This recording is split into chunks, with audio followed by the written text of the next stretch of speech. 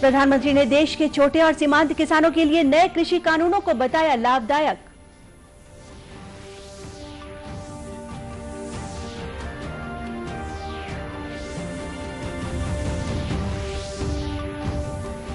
राज्य के गांवों में सूचना प्रौद्योगिकी के क्षेत्र में अधोसंरचना विकास और ग्रामीण अर्थव्यवस्था को नया स्वरूप देने के लिए हुआ अनुबंध।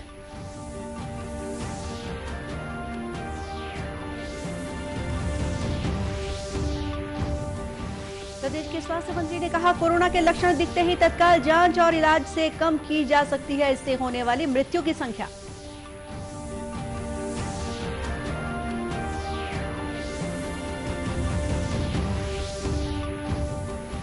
और राष्ट्रीय सड़क सुरक्षा माह के तहत दुर्ग के अहिवारा में शिविर लगाकर ट्रक चालकों की HIV सहित अन्य संक्रामक बीमारियों की जांच की गई।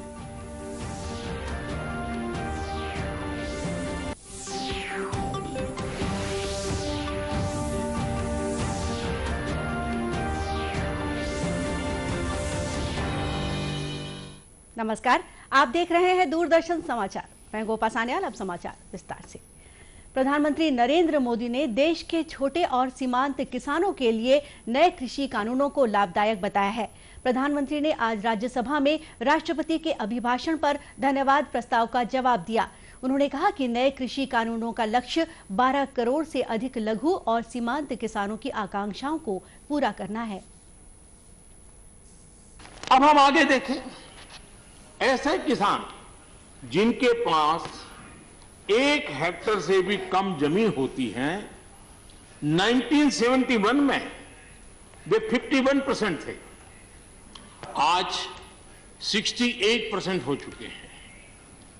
यानी देश में ऐसे किसानों की संख्या बढ़ रही है जिनके पास बहुत थोड़ी सी जमीन है।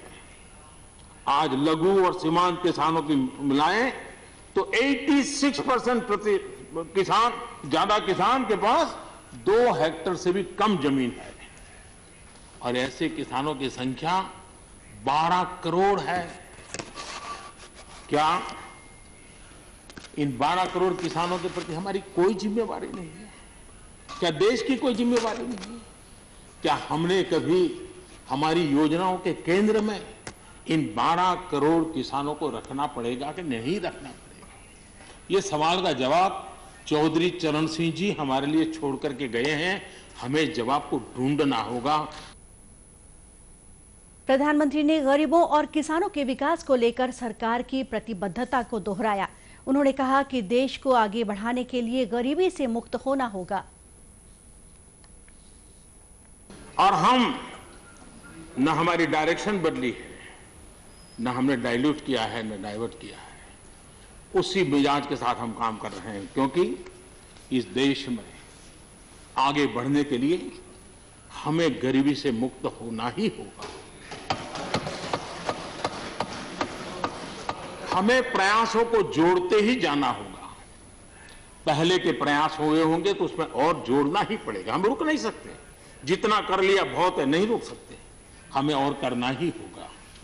आज मुझे खुशी है कि जो मूलभूत आवश्यकता है ईज ऑफ लिविंग के लिए, और जिसमें से आत्मविश्वास पैदा होता है, और एक बार गरीब के मन में आत्मविश्वास भर गया, गरीब खुद गरीबी को चुनौती देने की ताकत के साथ खड़ा हो जाएगा। गरीब किसी का मदद के मोहताज नहीं रहेगा। ये मेरा अनुभव है। श्री मोदी ने कहा कि किसानों की बड़े और अधिक लाभदायक बाजारों तक पहुंच बनाने में मदद करने के लिए सरकार ने किसान रेल और किसान उड़ान योजना की शुरुआत की है। पंचायती राज व्यवस्था में सूचना प्रौद्योगिकी के क्षेत्र में अधोसंरचना विकास के लिए और ग्रामीण अर्थव्यवस्था को नया स्वरूप प्रदान करने के लिए राज्य सरकार ने एक निजी बैंक के साथ अनुबंध किया है। आज रायपुर में पंचायत और ग्रामीण विकास मंत्री टी.एस. सिंहदेव की उपस्थिति में इस समझौता पत्र पर हस्ताक्षर किए गए। बाद में मीडिया से चर्चा करते हुए श्री सिंहदेव ने कहा कि गाँव में लोगों की आमदनी, आर्थिक स्तर और परिवारों के बारे में सटीक जानकारी मिलने से कारगर विकास योजनाएं बनाने में मदद मिलेगी। उन्होंने बताया कि सभी ग्राम पंचायतों में वर्ष में कम से कम 70 लाख रुपए से 1 करोड़ रुपए तक के काम कराना सरकार का लक्ष्य है। श्री सिंहदेव ने कहा कि राज्य सरकार ये कोशिश कर रही है कि प्रत्येक परिवार को कम से कम कलेक्टर दर के अनुसार आमदनी मिल सके।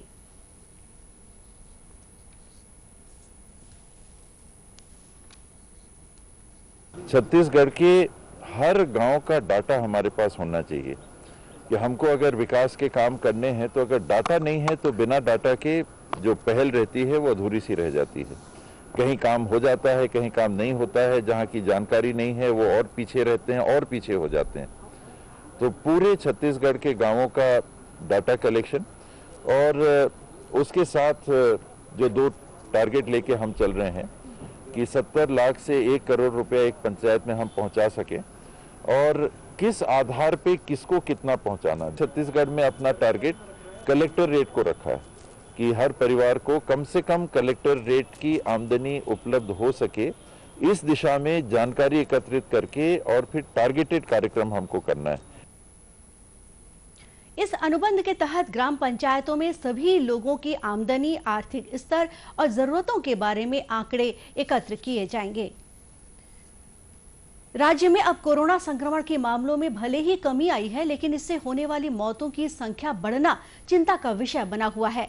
स्वास्थ्य मंत्री टी.एस. सिंहदेव ने कहा है कि कोरोना के लक्षण दिखने पर भी लोग इसे सामान्य सर्दी खांसी मान रहे हैं। स्थिति गंभीर होने के बाद ही मरीज अस्पताल पहुंच रहे हैं, जिससे मौतों के प्रतिशत में वृद्धि हुई है। अभी भी जो सबसे ज्यादा दुखद रहा वो ये रहा कि लोग देर से आए।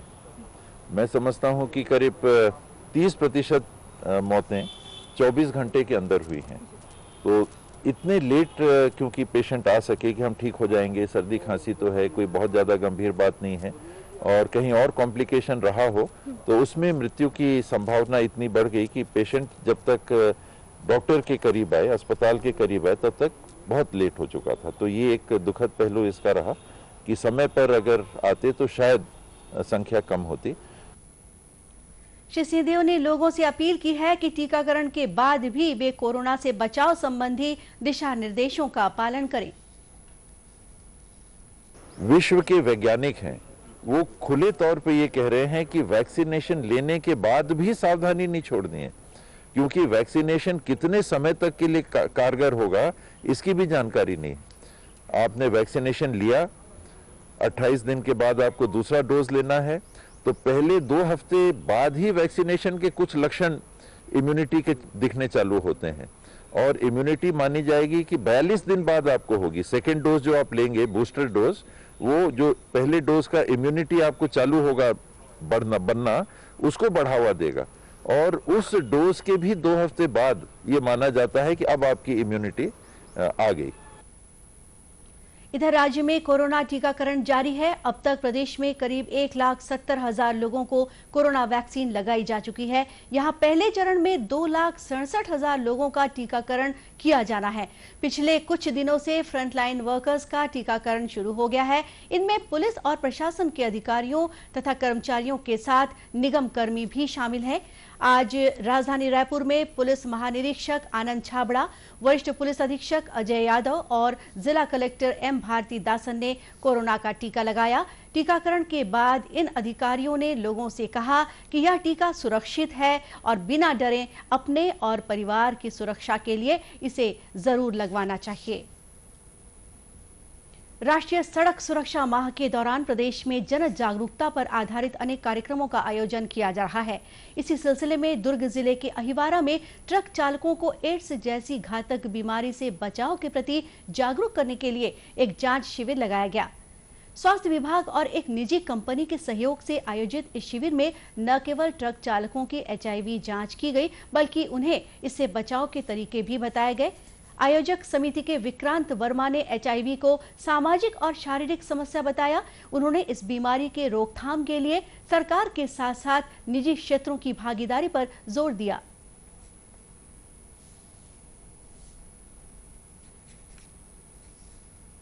हाँ, बेसिकली ये कार्यक्रम हो रहा है ELM, एम्प्लॉयर लेड मॉडल के अंतर्गत।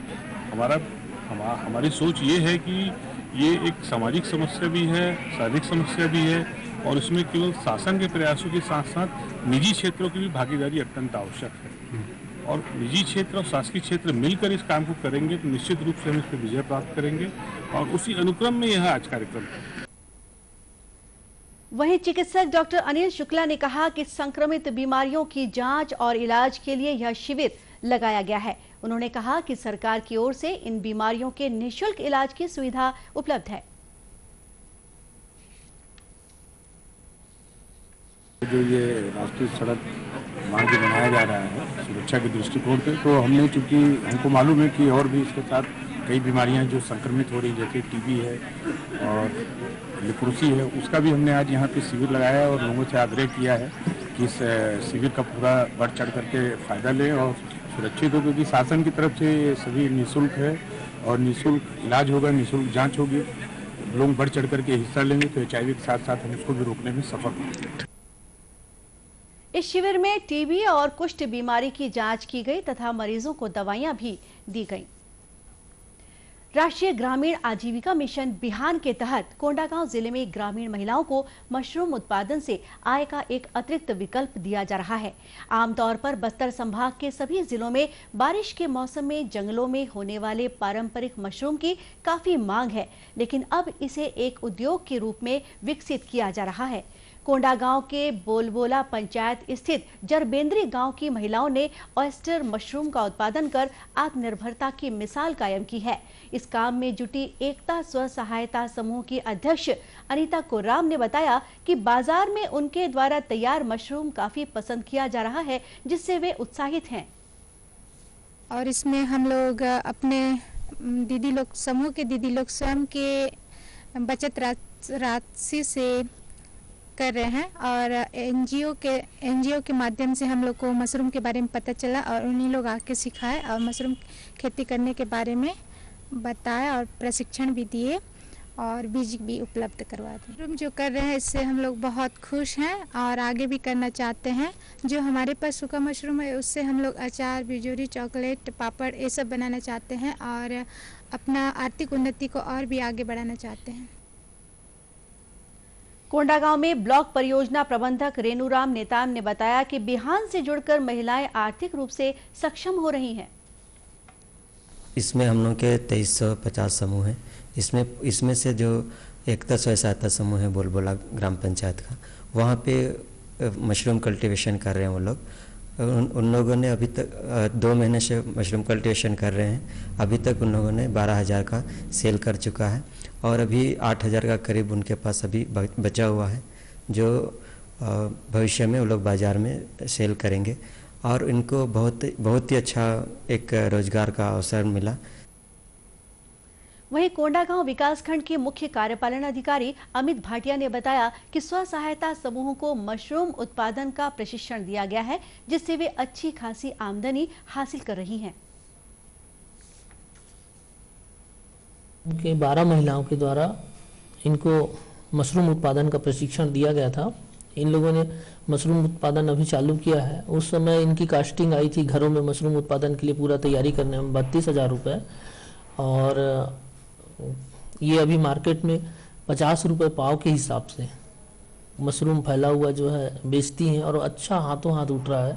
अभी तक इसी माह फर्स्ट इनका प्रोडक्शन आया है। एक ही माह में मुश्किल से 13 या 14 दिन पहले निकला है, तो उसमें इन लोगों ने 12,000 रुपये कमाया है और ये प्रक्रिया निरंतर करीबन 8 से 9 महीने तक चलेगी, तो अच्छा आय हो जाएगा इन लोगों को। केंद्र सरकार द्वारा ग्रामीण महिलाओं को आत्मनिर्भर बनाने के लिए इस योजना की शुरुआत की गई है। योजना के तहत महिलाओं को विभिन्न कार्यों का प्रशिक्षण देने के साथ ही ऋण भी उपलब्ध कराया जाता है। अंत में मुख्य समाचार एक बार फिर। प्रधानमंत्री ने देश के छोटे और सीमांत किसानों के लिए नए कृषि कानूनों को बताया लाभदायक।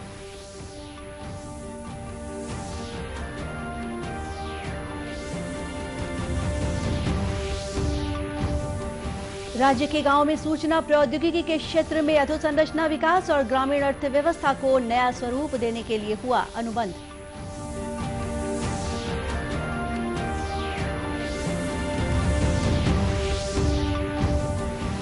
प्रदेश के स्वास्थ्य मंत्री ने कहा, कोरोना के लक्षण दिखते ही तत्काल जांच और इलाज से कम की जा सकती है इससे होने वाली मृत्यु की संख्या।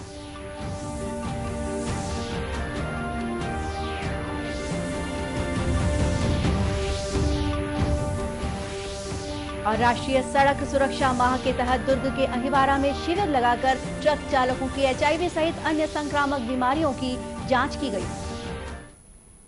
और इसी के साथ ही समाचार बुलेटिन यही समाप्त हुआ। नमस्कार।